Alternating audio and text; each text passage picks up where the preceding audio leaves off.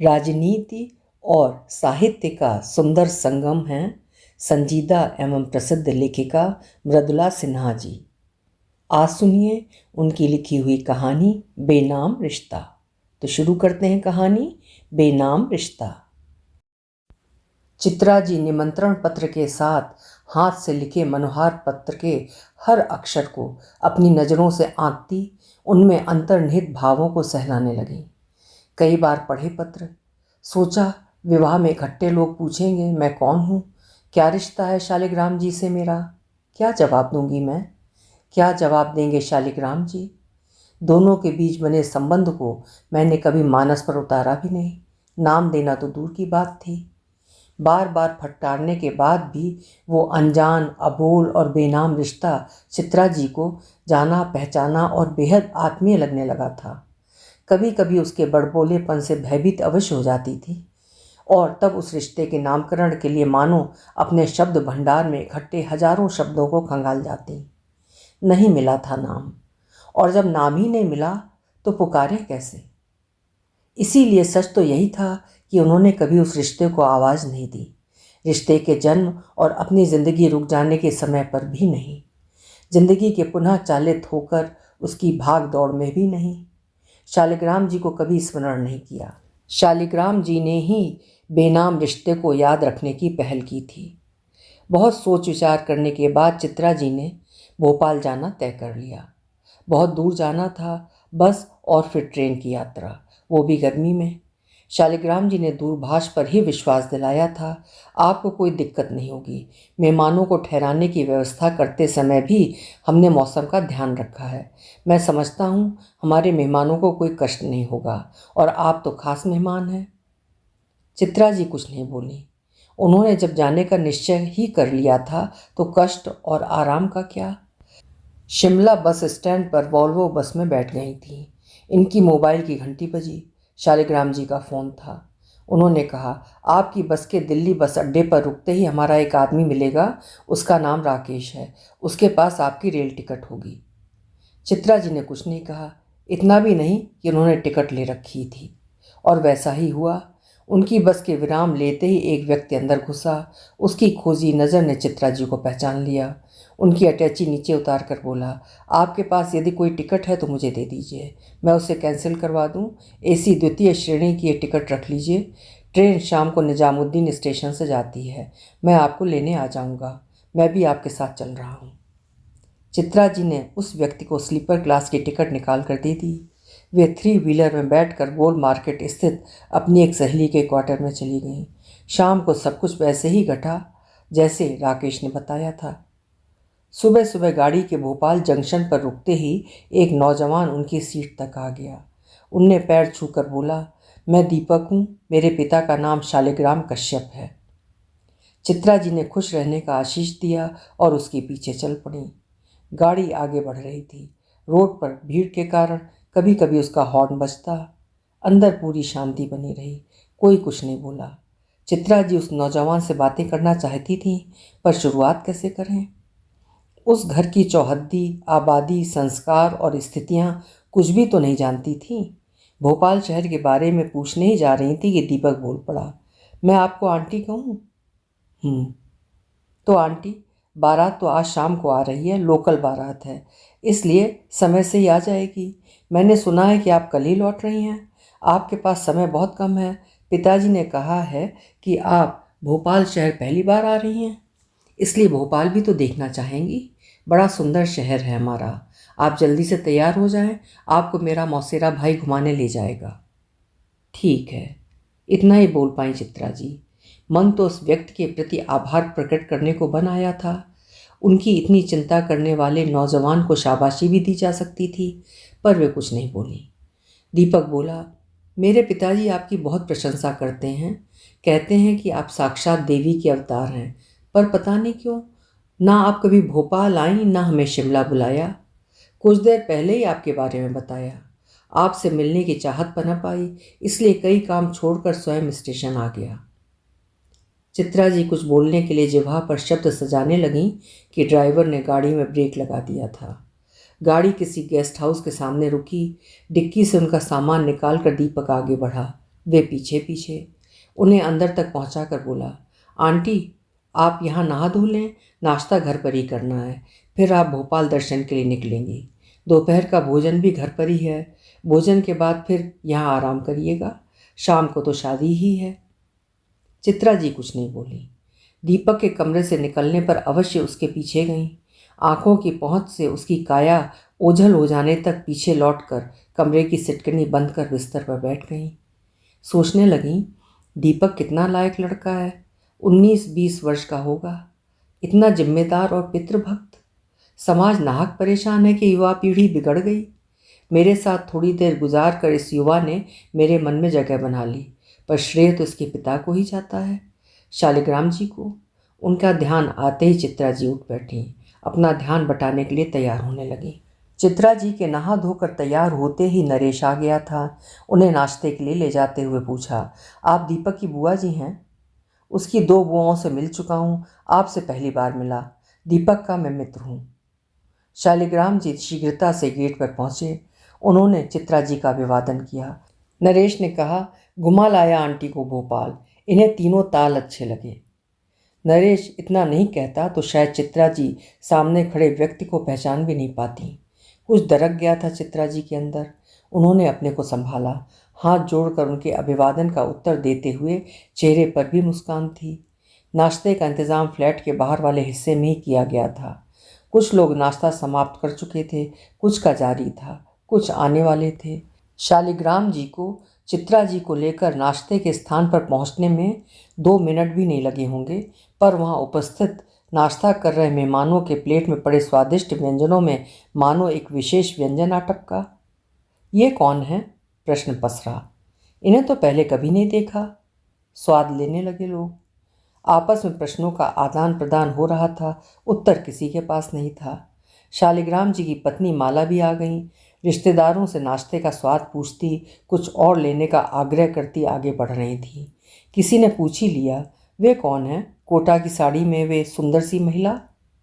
माला ने इधर उधर आंखें दौड़ाईं। दूसरी ने स्वर दाब कर ही कहा, वही जो शालिग्राम जी के साथ हैं। उन्हें शालिग्राम जी ने स्वयं अपने हाथों से प्लेट लगा कर दिया है, देखिए। ठीक ही तो कहा था सबने। माला ने भी यही देखा। चाय का प्याला लिए खड़े थे शालिग्राम जी, सौम्य आकृति, लगभग उसकी ही उम्र, बड़े सलीके से नाश्ता कर रही। कौन है ये महिला? शालिग्राम जी ने तो कभी इसका जिक्र नहीं किया। आमंत्रण भेजने वाली सूची भी माला ने पढ़ी थी, किसी अनजान महिला का नाम नहीं था। फिर कौन है ये? प्रश्न तो अनेक थे, पर वो अवसर नहीं था पति से प्रश्न पूछने का, जबकि अधिकांश मेहमानों के बीच यही प्रश्न वॉलीबॉल की तरह दिन भर उछलता उसके पाले में भी आता रहा। रीति रिवाज और रस्म अदायगी में सब एक दूसरे से पूछते रहे। दोपहर के लंच के समय भी चित्रा जी आ गई थीं।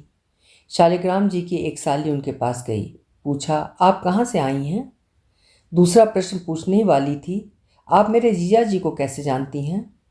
इस बीच स्वयं जीजा जी उपस्थित हो गए थे। उन्होंने अपनी साली को किसी और विशेष मेहमान की खातिरदारी में लगा दिया था।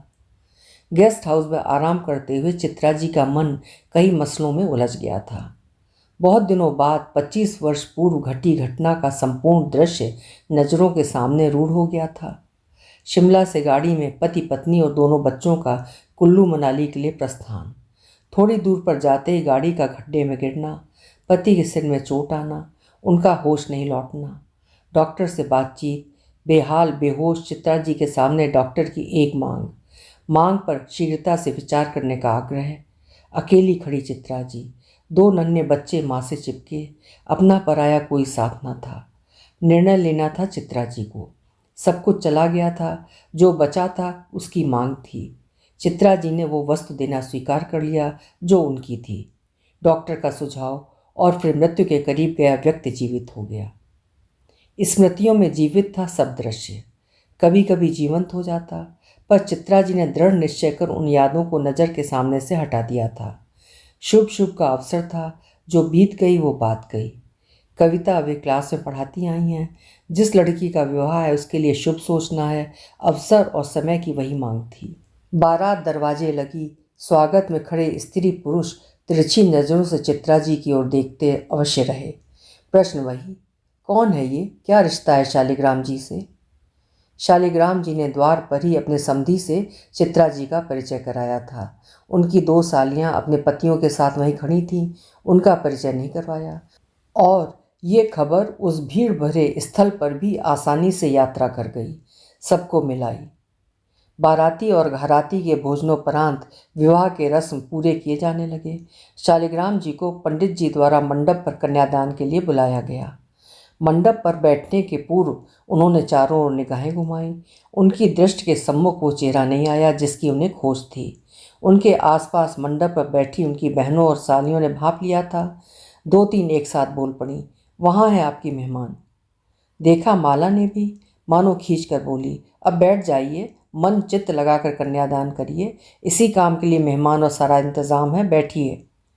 शालिग्राम ने ऊंची आवाज में कहा, चित्रा जी आप इधर आइए, मंडप पर बैठिए, मेरी बेटी को आपका विशेष आशीर्वाद चाहिए। चित्रा जी अंदर से हिल गईं, ऊपर से उपस्थित जनों की निगाहों के तीरों से बिंध गईं। वे परेशान तो थीं ही, अपने स्थान पर खड़ी होकर बोलीं, आप लोग शुभ कार्य के लिए वहाँ उपस्थित हुए हैं, बेटी का कन्यादान करिए, मुझे यहीं बैठना है। मैं विधवा हूँ, मेरा सुहाग नहीं है। समाज ऐसी महिला को, किसी सौभाग्य कांक्षणी को सुहाग देने की मनाही करता है। मैं दिल से आपकी बेटी का शुभ चाहती हूँ, इसलिए दूर बैठी हूँ। आप अपना पुनीत काम पूरा करें, मेरी चिंता छोड़ दें। वे बैठ गईं। मैं नहीं मानता ऐसे समाज के विधान को। मेरे परिवार के लिए, मेरी बेटी के लिए आपसे बढ़कर कोई शुभ नहीं हो सकता। आपकी कृपा के बिना तो न मैं होता न मेरी बेटी। आइए, आप मेरी प्रार्थना मानकर मेरी बेटी का कन्यादान करिए। फिर तो पंडित जी भी परेशान हो गए। बोले, शालिग्राम जी, आपकी मेहमान महिला ठीक कह रही हैं, आप कन्यादान करिए, अपनी पत्नी को साथ बैठाइए, मंडप पर बैठी सभी महिलाएं सुहागिन ही हैं। शालिग्राम जी बिफर पड़े। आप सब आज सुबह से चित्रा जी का परिचय जानने के लिए परेशान हैं। आपके बीच तरह तरह की अटकलें लग रही हैं। कार्य व्यस्तता में भी आपके प्रश्नों के बाण से बिंधता रहा। जब तक मैं उनका परिचय न दे दूं, आप सबों का ध्यान भी विवाह के रस्म रिवाजों पर केंद्रित नहीं होगा। तो सुनिए। और जो कुछ शालिग्राम जी ने सुनाया, सुनकर वहां बैठे उपस्थित लोगों के प्रश्न तो चुके ही, वे सब चित्रा जी के प्रति नतमस्तक हो गए। वे अवाक रह गए। 25 वर्ष पूर्व एक दुर्घटना में चित्रा जी के पति घायल हो गए। उनके मस्तिष्क ने काम करना बंद कर दिया था। जिस अस्पताल में उन्हें लाया गया, उसी के एक कमरे में मैं ऑपरेशन बेड पर लेटा था। मेरे दिल ने काम करना बंद कर दिया था। चिकित्सकों ने निर्णय लिया था, किसी का धड़कता दिल मिलने पर प्रत्यारोपण हो सकता है। आँख दान, किडनी दान जैसे अंग दान की बात तो सुनी गई थी, देह दान भी होने लगा था, पर हृदय दान तो तभी हो जब वो धड़कता हो, और जब तक दिल धड़कता है आदमी जिंदा है। भला जीवित का हृदय कोई क्यों दान करे? चित्रा जी के पति का दिल धड़क रहा था, मस्तिष्क ने कार्य करना बंद कर दिया था। डॉक्टर शर्मा ने इनसे अनुरोध किया, आपके पति को अब हम नहीं बचा सकते, पर आपकी सहमति हो तो इनका दिल किसी और के शरीर में प्रत्यारोपित किया जा सकता है, वो जिंदा हो सकता है। सुझाव सुनकर चित्रा जी पर क्या बीती मुझे नहीं मालूम, और किसी ने जानने की कोशिश भी की कि नहीं, मालूम नहीं। चित्रा जी ने अनुमति दे दी थी। मेरा दिल पिछले 25 वर्षों से धड़क रहा है। ये मेरा नहीं, इनके पति का दिल है। पर पिछले 25 वर्षों में इन्होंने एक बार भी एहसान नहीं जताया। इन्होंने तो मुझे तब भी नहीं जाना, न देखा था, मैंने भी नहीं। इन्होंने कभी मुझे ढूंढने की कोशिश भी नहीं की, पर मैं बहुत बेचैन था। जीवन देने वाले के प्रति आभार भी नहीं प्रकट कर सका। 2 वर्ष पूर्व इनके शहर में गया, डॉक्टर शर्मा मिल गए। मेरा दुर्भाग्य कि इनसे तब भी भेंट नहीं हो सकी। डॉक्टर शर्मा से इनका मोबाइल नंबर मिल गया। फ़ोन पर ही मैंने इन्हें अपना परिचय दिया, मनोहार पत्र भेजा, फिर निमंत्रण। बहुत आग्रह करने पर ये मेरी बेटी के विवाह पर आई हैं। मैंने भी इनको आज सुबह ही पहली बार देखा। अब आप ही सोचिए पंडित जी, हमारे परिवार के लिए इससे बढ़कर शुभ और कौन होगा? मेरे विवाह और मेरे बच्चे होने के पीछे भी यही तो हैं। मैं हूँ तब तो सब है। कन्यादान की रस्म के समय तो सबकी आंखें भरती हैं। शालिग्राम जी ने तो कन्यादान के पूर्व ही उपस्थित सभी की आंखों में पानी भर दिए। माला मंडप पर से उठी, सीधे चित्रा जी के पास पहुंची, पैर छूकर आशीष लिए और हाथ पकड़कर मंडप पर ले आई। महिलाओं के झुंड ने आंसू पोंछकर गाना प्रारंभ किया। शुभ हो शुभ, आज मंगल का दिन है, शुभ हो शुभ, शुभ बोलूं अम्मा, शुभ बोलूं पापा, शुभ नगरी के लोग सब, शुभ हो शुभ। रिश्ते के नामकरण की आवश्यकता नहीं पड़ी। अनेक रिश्तों से भरा था प्रांगण, पर सबसे ऊंचा हो गया था शालिग्राम जी और चित्रा जी का रिश्ता। बेनाम था तो क्या। अभी आप सुन रहे थे मृदुला सिन्हा जी की लिखी हुई कहानी बेनाम रिश्ता। उम्मीद है कहानी आपको पसंद आई होगी। कल फिर मिलेंगे। आपका समय शुभ हो।